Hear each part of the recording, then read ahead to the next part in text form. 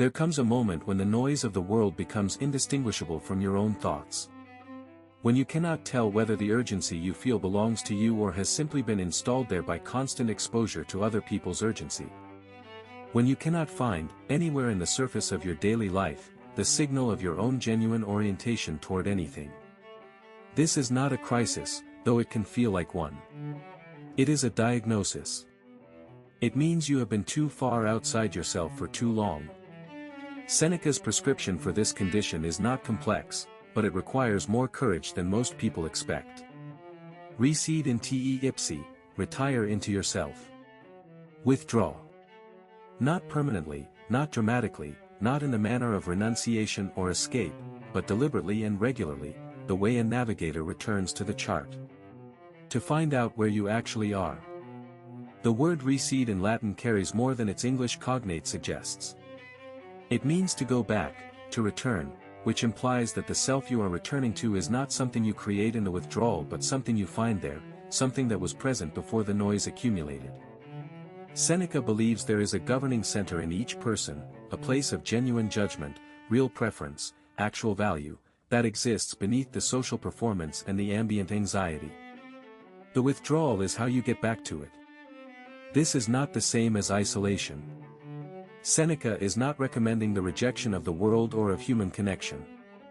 He lived, until his enforced death, as a deeply engaged figure, a writer, a statesman, a teacher, a man with relationships he prized. What he is recommending is the practice of selective withdrawal, regular intervals in which you remove yourself from the machinery of constant social response long enough to hear your own thoughts. Long enough to ask, without distraction, whether the life you are living matches the life you would choose. Most people do not do this. Not because they are opposed to it but because the world does not encourage it and does not provide for it and in fact quietly penalizes it. The person who withdraws is easily misread as checked out, disengaged, unavailable. The person who is always available, always responsive, always present in the social sense, they are the one who gets rewarded. And so withdrawal becomes associated with failure of duty, rather than the precondition for performing any duty with genuine quality. But Seneca is making a different point about what duty actually is. If you do not know what you value, really know, with the clarity that only comes from genuine reflection, then every decision you make about how to live will be downstream of confusion.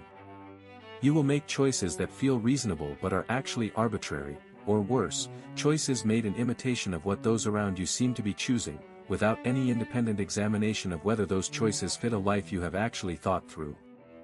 You will be acting, but you will not be directing the action. The play will proceed, but there will be no author. The withdrawal is how you become the author. It does not need to be extended. Seneca does not prescribe a month in the mountains, though he would not object. He prescribes the practice of regular, honest engagement with your own interior, the kind of thinking that cannot happen in noise, in constant social demand, in the fragmented attention of a life organized around response rather than reflection. What happens in the withdrawal, when it is done well? First, the noise dies down. This takes time, more than you expect. The mind trained in constant distraction does not quiet easily. It continues, for a while, to produce the same stream of urgency and preoccupation that characterized the more turbulent state. You sit down to think and find yourself mentally answering emails that have not arrived, solving problems that do not yet exist, rehearsing conversations. This is normal.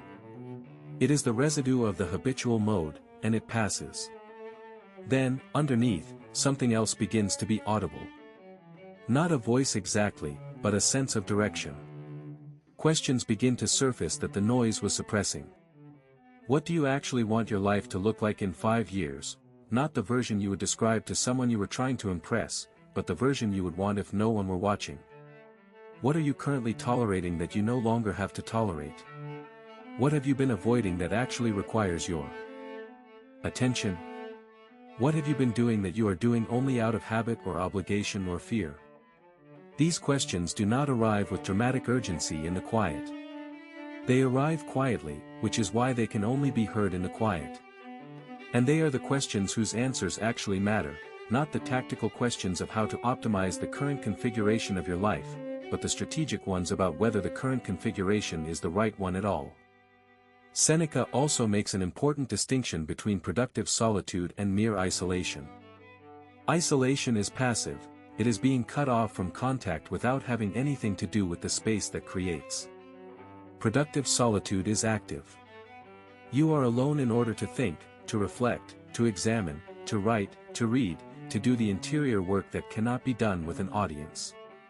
The distinction is between retreat as flight and retreat as preparation. The first is escape. The second is the practice of someone who takes their own inner life seriously enough to defend it. There is also the matter of what you bring back. The withdrawal is not the end. Seneca does not recommend permanent disengagement.